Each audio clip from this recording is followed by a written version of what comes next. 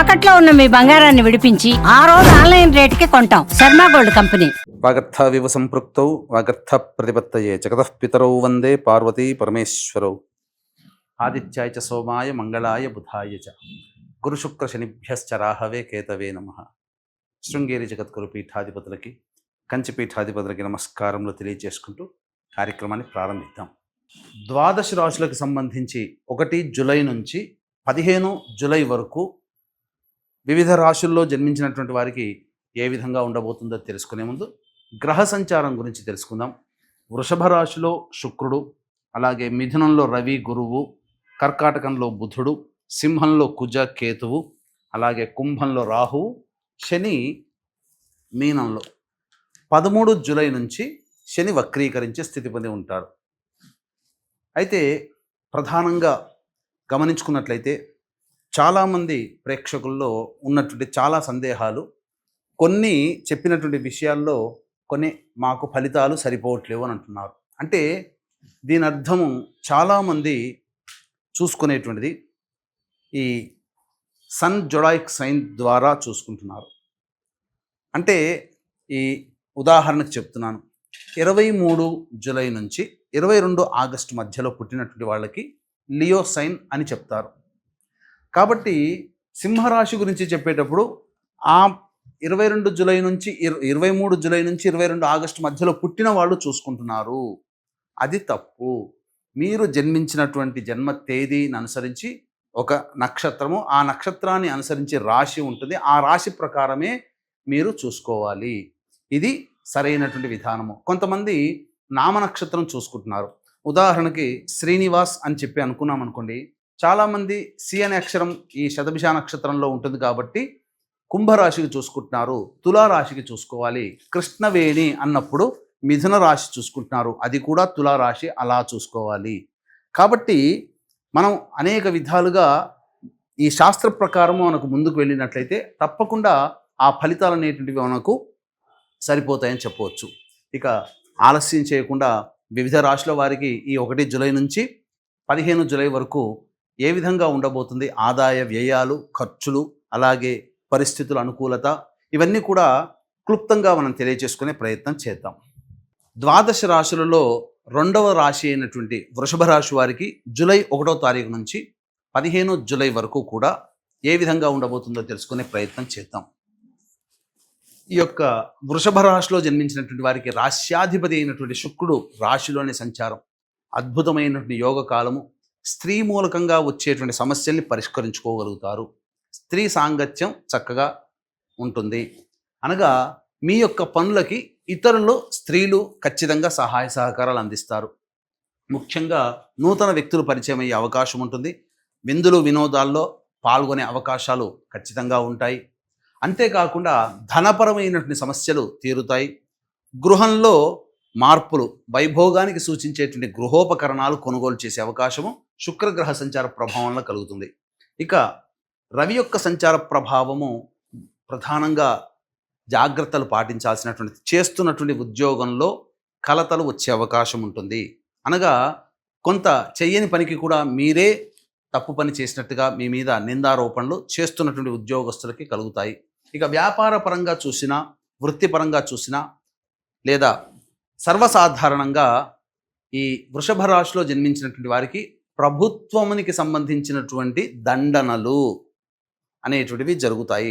ప్రభుత్వ మూలకంగా ఖర్చులు పెట్టాల్సినటువంటి పరిస్థితి. ఉదాహరణకి వాహనం నడుపుతుంటుంటాం, ట్రాఫిక్ చలాన్ల రూపంలోనూ ఏదో ఒక రూపంలో ఈ వృషభ రాశిలో జన్మించినటువంటి వారు ఈ 15 రోజుల్లో ప్రభుత్వానికి సంబంధించినటువంటి జమ చేస్తారు. తమ ఆదాయాన్ని ప్రభుత్వానికి ఇస్తారని చెప్పవచ్చు. ఇక గురుగ్రహ సంచార ప్రభావం చూసుకున్నట్లయితే సంపూర్ణముగా యోగదాయకమైనటువంటి పరిస్థితి. ధనపరమైనటువంటి సమస్యలన్నీ కూడాను తీర్చుకుంటారు. ఏ విధమైనటువంటి ఇబ్బందులు ఉన్నప్పటికీ కూడా అవి అన్నీ, ఆ ఇబ్బందుల్ని కూడాను అధిగమించుకోగలుగుతారు. పెద్దల యొక్క సహాయ సహకారాలు సంపూర్ణంగా ఉండడం అన్ని విధాలుగా యోగదాయకంగా ఉంటుంది. అనుకున్నటువంటి పనులని పూర్తి చేసుకోగలిగేటువంటి వెసులుబాటు మీకు ఈ గురుగ్రహ సంచార ప్రభావం వలన కలుగుతుంది. ఇక ప్రధానంగా ఈ బుధగ్రహ సంచార ప్రభావము వృషభ రాశి వారికి అనుకూలంగా లేదు. ముఖ్యంగా మిమ్మల్ని డబ్బు అప్పుగా అడిగే వ్యక్తులే మీకు ఎక్కువగా పరిచయం అవుతారు, లేదా మీ మిత్రులే డబ్బులు అప్పుగా అడుగుతారు. కాబట్టి ఒకసారి మీ చేయి జారిపోయిందా, ఆ బుధగ్రహ సంచార ప్రభావంలో డబ్బులు నష్టపోతారు. స్పెక్యులేషన్ రంగంలో ఇన్వెస్ట్మెంట్స్ కానీ స్టాక్స్లో కానీ పెట్టడానికి ఈ 15 జూలై వరకు ఈ వృషభ రాశిలో జన్మించినటువంటి వారికి అనుకూలమైనటువంటి సమయము కాదు అనే విషయాన్ని గమనించుకోవాలి. పెట్టుబడులు ఏ రకంగానూ మంచిది కాదు. అలాగే ప్రధానంగా తీవ్రమైనటువంటి తలపోటుతో ఇబ్బంది పడేటువంటి అవకాశం కూడా గోచరమవుతుంది. కాబట్టి ఆరోగ్యపరంగా కూడా శ్రద్ధ వహించాల్సినటువంటి పరిస్థితి. ఇక కుజ కేతుగ్రహ సంచారము వృషభ రాశి వారికి ఏమాత్రము కూడా అనుకూలముగా లేదు. అర్ధాష్టమ కుజుడు అలాగే అర్ధాష్టమ కేతుగ్రహ సంచారము ఇది అనుకూలంగా లేని కారణం చేత ప్రధానంగా వాహనాన్ని నడిపేటప్పుడు జాగ్రత్తలు పాటించాలి. గృహంలో చిక్కులు సమస్యలు పెరుగుతాయి. కాబట్టి దైవానుగ్రహాన్ని పొందే ప్రయత్నం చేస్తే చాలా మంచి జరుగుతుందని చెప్పవచ్చు. ఇక రాహుగ్రహ సంచార ప్రభావము ఈ యొక్క వృషభ రాశిలో జన్మించినటువంటి వారికి ఎక్కువగా అన్ని విషయాల్లో తాము సొంతం ఏదైనా అనుకున్నది తాము సొంతం చేసుకోవాలి, అనుకున్నది నెరవేర్చుకోవాలనే తపన ఎక్కువగా ఇస్తుంది ఈ రాహుగ్రహ సంచార ప్రభావం. దీనికి తోడు మిగతా గ్రహాల యొక్క అనుగ్రహం కూడా పొందినట్లయితే మంచి జరుగుతుంది. కానీ ఇక రవి, బుధ, కుజ, కేతు మరియు ఈ రాహు ఈ గ్రహాలు కొంత అనుకూలంగా లేని కారణం చేత కొన్ని ఇబ్బందికర పరిస్థితులు తప్పవు. వృత్తిలో చేస్తున్నటువంటి వృత్తి ఉద్యోగ వ్యాపారాల్లో జాగ్రత్తలు పాటించాల్సినటువంటి పరిస్థితి రాహుగ్రహ సంచారం. శని లాభస్థానంలో యోగదాయకంగా ఉన్నప్పటికీ 13 జూలై నుంచి వక్రీకరించినటువంటి కారణం చేత కంటక శని ప్రభావం కావున 9 జూలై నుంచి మీరు జాగ్రత్తలు పాటించాలి. నవంబర్ వరకు ఆ శని ప్రభావం ఈ యొక్క వక్రీకరించినటువంటి శని ప్రభావం కొంత గోచరమవుతుంది. కాబట్టి అనుకూలంగా ఉండదు. కాబట్టి ఈ వృషభ రాశిలో జన్మించినటువంటి వారు ఒక శుక్రుడు, గురువు తప్ప, శని తప్ప మిగతా అన్ని గ్రహాలు అనుకూలంగా లేవు. కాబట్టి సామాన్యమైనటువంటి ఫలితాల్ని పొందుతారు. ఈ యొక్క వృషభ రాశిలో జన్మించినటువంటి విద్యార్థులు అనుకున్నటువంటి విధంగా విద్యని అభ్యసిస్తారు. విద్యాకారకుడు బాగున్నాడు కాబట్టి చక్కగా ఉత్తీర్ణత అధికమైనటువంటి శాతంతో ఉత్తీర్ణత పొందుతారు. అన్ని విధాలుగా అనుకూలంగా ఉంటుంది. కోరుకున్నటువంటి యూనివర్సిటీలో మీకు మంచి ప్రవేశం జరిగేటువంటి అవకాశము గోచరమవుతుంది. ఇక ప్రధానంగా చూసుకున్నట్లయితే వివాహానికి సంబంధించి చేయ ప్రయత్నాలన్నీ కూడా కొలిక్కి వస్తాయి. వివాహ సంబంధాలు కుదిరే అవకాశం ఉంటుంది. అన్ని విధాలుగా మంచి జరుగుతుంది. మీ యొక్క ప్రతి పనిలో కూడాను ఇతరులు మీకు అనగా ముఖ్యంగా స్త్రీలు సహాయ సహకారాలు అందించడం ద్వారా మంచి శుభ ఫలితాలను పొందుతారని చెప్పవచ్చు. ఇక ఈ యొక్క వృషభ రాశిలో జన్మించినటువంటి మహిళలు ప్రధానంగా ఈ గర్భధారణకి సంబంధించినటువంటిది ప్రధానంగా ఆ స్థానాధిపతి అయినటువంటి బుధుడు అనుకూలంగా లేని కారణం. ఈ కారణం చేత కొంత సమయము వేచి చూడాల్సిన తప్పని పరిస్థితి. ఆల్రెడీ గర్భధారణ జరిగినటువంటి మహిళలు జాగ్రత్తలు పాటించాలి. వైద్యుల సలహాలు, సూచనలు పాటించక తప్పదు. కాబట్టి ఏ విధమైనటువంటి టెన్షన్స్ పెట్టుకోకుండా ఉన్నట్లయితే మంచి శుభ ఫలితాలు కలుగుతాయి. తర్వాత చెప్పొచ్చేది ఏమిటంటే అనుకూలంగా లేని కారణం చేత కాస్త తగ్గి ఉండడమే చాలా మేలు అనేటువంటి విషయాన్ని గమనించుకోవాలి. ఈ యొక్క వృషభ రాశిలో జన్మించినటువంటి మహిళలకి ప్రధానంగా అన్ని విధాలుగా సహాయ సహకారాలు ఉన్నప్పటికీ కూడా మీ దగ్గర ఉన్నటువంటి డబ్బు చేజారిపోయే అవకాశం ఉంటుంది. ఎవరికి కూడాను మీరు అప్పుగా కానీ మాట తీరుగా కానీ డబ్బు సహాయం చేయకండి. మీ చేతి మించి వెళ్ళినటువంటి డబ్బు మళ్ళీ మీకు తిరిగి రావడానికి చాలా కష్టపడాల్సినటువంటి పరిస్థితి. ఇంట్లో ఇతరులతో వ్యవహరించేటప్పుడు జాగ్రత్తలు పాటించాలి.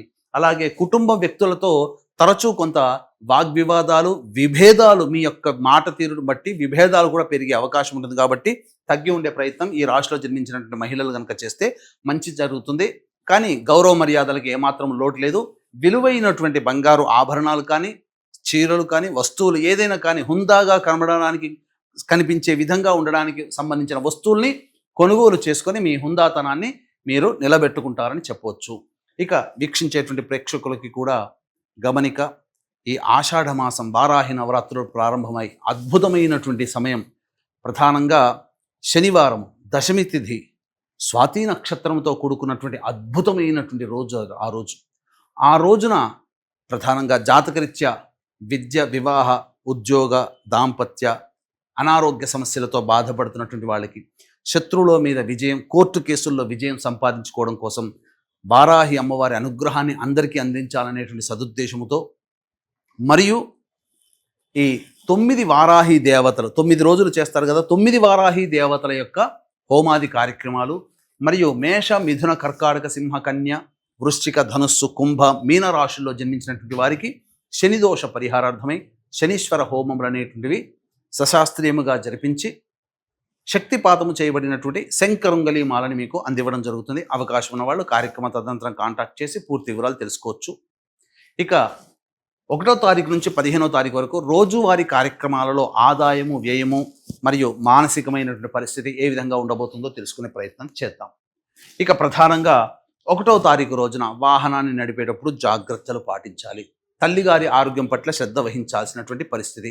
ఇక 2, 3 తారీఖుల్లో మానసికంగా ఆందోళన అధికంగా ఉంటుంది. ఏ పని చేయాలన్నా మీకు ఆసక్తి ఉండదు. అన్నిటికంటే ముఖ్యంగా ఇతరులు మిమ్మల్ని కలుసుకునే ప్రయత్నం, ధనపరంగా నష్టం జరగడం ఇవన్నీ జరుగుతాయి. కాబట్టి ఈ 2, 3 తారీఖుల్లో మీకు పరిచయమైన వ్యక్తుల ద్వారా ధనము అనేటువంటిది మీకు నష్టపోతారు.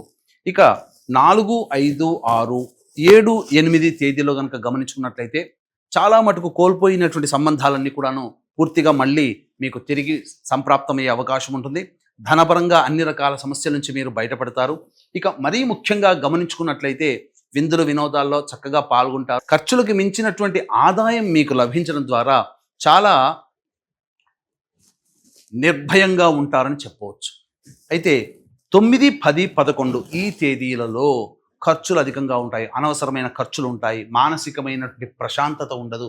మరీ ముఖ్యంగా ఉద్యోగం చేస్తున్నటువంటి వాళ్ళకైతే ఉద్యోగ సంబంధమైనటువంటి విషయాల్లో కొంత ఆందోళనక తప్పదు. కాబట్టి జాగ్రత్తలు పాటించండి. ప్రధానంగా నిర్ణయాలు తీసుకోకపోవడమే చాలా మేలైన విషయం గమనించుకోవాలి. ఇక 12, 13 తేదీలో కనుక చూసుకున్నట్లయితే సంతానం మూలకంగా విభేదాలు, సంతానం మూలకంగా ఖర్చులు పెరుగుతాయి.